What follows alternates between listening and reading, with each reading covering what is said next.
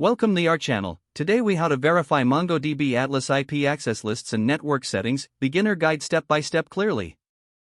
To verify MongoDB Atlas IP access lists and network settings, begin by logging into your MongoDB Atlas account. Once logged in, navigate to the project's dashboard. Select the project that contains the database you want to verify. In the left sidebar, click on Network Access. You will see the IP access list section displayed on the screen. This section shows all IP addresses that have access to your cluster. To add a new IP address, click the Add IP Address button. You can choose to allow access from a specific IP address or a range of addresses.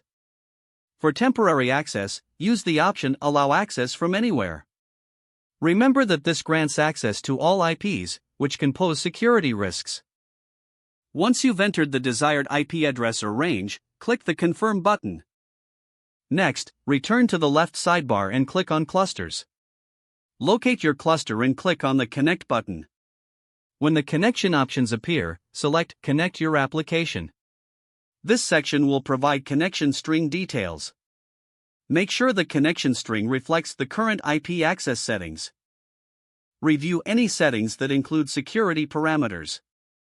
Next, check if your current cluster tier supports the necessary connections. If you see any alerts regarding network settings, address these promptly. You may need to review your cloud provider's firewall settings if applicable. Finally, test the connection to ensure that everything is configured correctly. If you encounter any issues, refer back to the network access settings for troubleshooting. This process ensures that your MongoDB Atlas environment is secure and accessible as needed. If the page does not load, refresh the browser or try again in a private or incognito window. Make sure you are using the correct email address, then retype it carefully to avoid small typos.